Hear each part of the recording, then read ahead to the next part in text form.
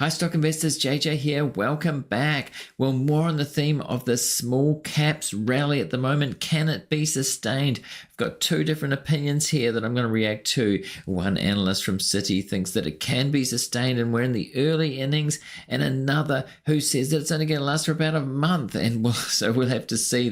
They are reasonably certain, but we'll see what happens. There's always different opinions here. If we look at the graphs, we can see here we've got the S&P 600, which is a little known small cap index compared to the Russell 2000. They're both small cap indices.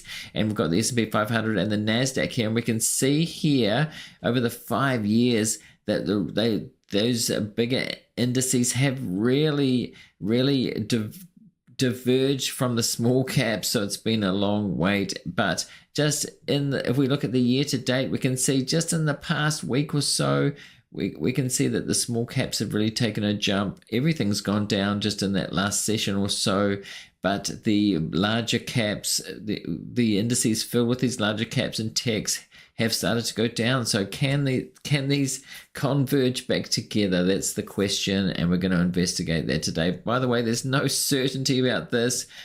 I just put this up on the other video on the Stocks Today with JJ channel where I talked about Gene Munster, who thinks that the bull market in AI is going to go on for 3 to 5 years yet, and he compared it to the dot-com bubble in a positive way. I don't know why he's so positive about that, because we don't really want a bubble, do we? But Howard Marks says, the folly of certainty. People are so certain about things and they end up being wrong because you can't. There's some randomness, there's luck in politics, in economics, and investing. With politics, we just saw this in the last few days with Donald Trump. It could have been so different last weekend, just for a few centimeters of a bullet, really. So anyway, I digress. Let's get back to what this guy says. He says we're in the early innings of small caps, so let's see. Citi's U.S. equity strategist, Scott Chronert, has a target of 5,600. Great to see you, Scott. Great being here. Before we get to the election cycle, rotation. You want to put an inning on this thing? I think we're early innings, right? So let's talk about small cap, which you were just featuring. So the fact is that small cap has had negative earnings growth for the past 2 years. You look at consensus expectations for next year, and for the first time in 3 years, you're going to see a narrowing of the growth gap between large and small. Absolute valuation, super attractive. Relative valuations off the charts, but explainable because of the mega cap growth leadership. But the way this sets up is that typically when you go into this Goldilocks scenario, where we get a Fed pivot, easing rate influence, combined with, I think, some renewed confidence that we can navigate something close to a soft landing, I think the small cap rally has some legs here. Okay, so he's saying it's got legs because the interest rates look like they're going down. We're getting into this Goldilocks zone of inflation coming down to the zone, and interest rates coming down. So that means that the market could broaden out and small caps will do well in a sustained way. It's got legs. That fits with your long-standing house view of more cuts than the street expects, right? Exactly. How many? Well, the House view is still for 8 cuts between now and a year from now. I get a little bit concerned that what comes with 8 cuts is a little bit more dire economic circumstance. I'd be happy with 4. 8 cuts or 4 rate cuts. I mean, this is another thing about prediction. If we go back just a year or so to the beginning of the year, even there were economists, there were people predicting that we'd have 6 rate cuts in the year, and it didn't happen. And now we're looking at 1 or 2, and into next year. So I mean, you'd have to take this with a grain of salt. More predicting that is just nonsensical to try and do that, really, and because you can't be consistent with it. 4 in the next 12 months. Yeah. So basically quarterly or so, right? Yeah. But the valuation gap with small caps, I mean, is there for a reason. They don't have the same kind of earnings power that you get from some of the big tech stocks, and they don't have the same kind of economy because demand is weakening, higher interest costs. I mean, that's why they haven't been in style. Is any of that changing? Well, they become more economic sensitive. Honestly, when you look at the Russell 2000 example as half the tech weight of large cap, got twice the industrials weight, has a very big exposure to banks, which I'm a big fan of right now. So all told, what you get is a more economic sensitive picture with less of that pure AI growth dynamic. But when you come to the Fed narrative, and you look at the way the price action has been over the past 2 years, this all got priced in the first half of 22. Why you? Okay. We've got priced in the first half of 2022. So we've got his picture. We've got his opinion there. He does think it can be sustained. He's laid out his reasons. Now let's take the opposite. Let's see from somebody. Small cap rotation may last another 4 weeks. So let's see what the deal is there, what the thesis is there, which is not long. So the thesis is it's just that the small cap rally is just going to last a short time and then fizzle out. Joining me now is Saira Malik. She's now Nuveen's head of equities and fixed income and CIO and chair of Nuveen's Global Investment Committee. It's great to talk to you, Saira. Boy, these 3 forces that you isolate here absolutely been blowing through the markets. So this is the attempted broadening of the rally, the timing of Fed rate cuts, and then, of course, the election dynamic. So how should investors be thinking about these things?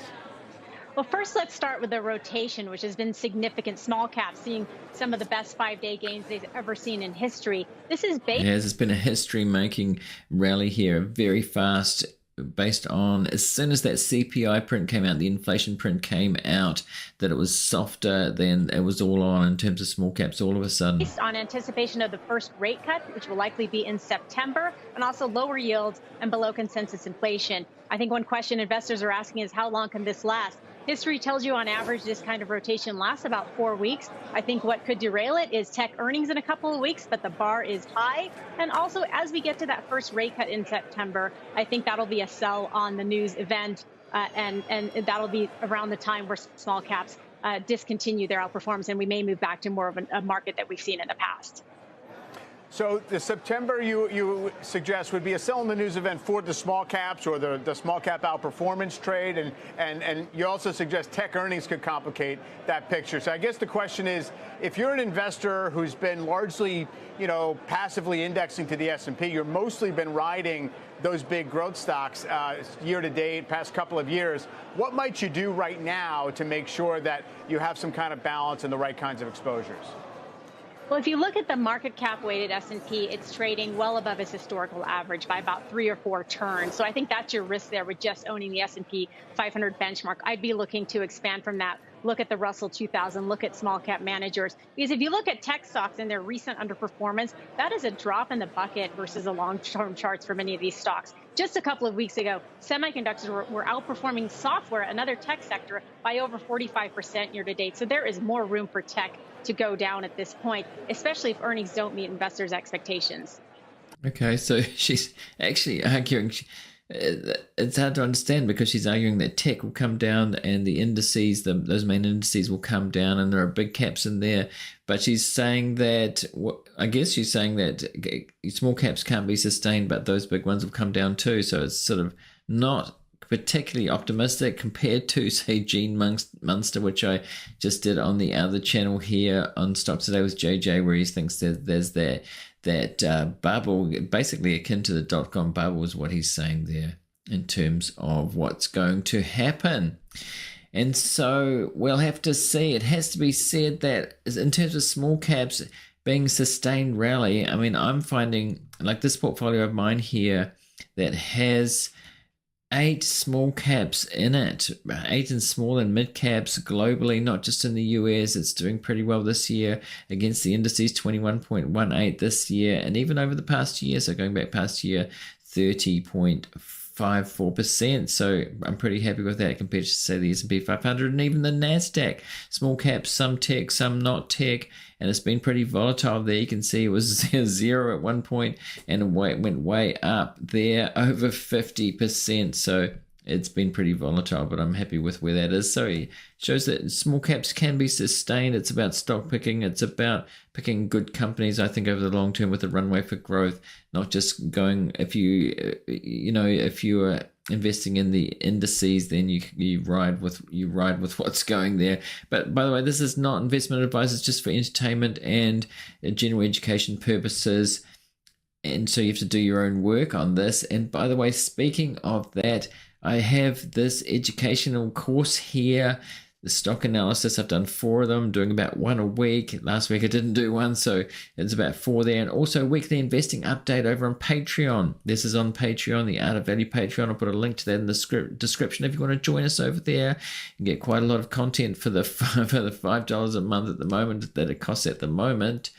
So join us over there if you want to. And I'm going to put a link on screen to what YouTube thinks that you should watch next if you're watching this on YouTube. This is available on Spotify as well as a video.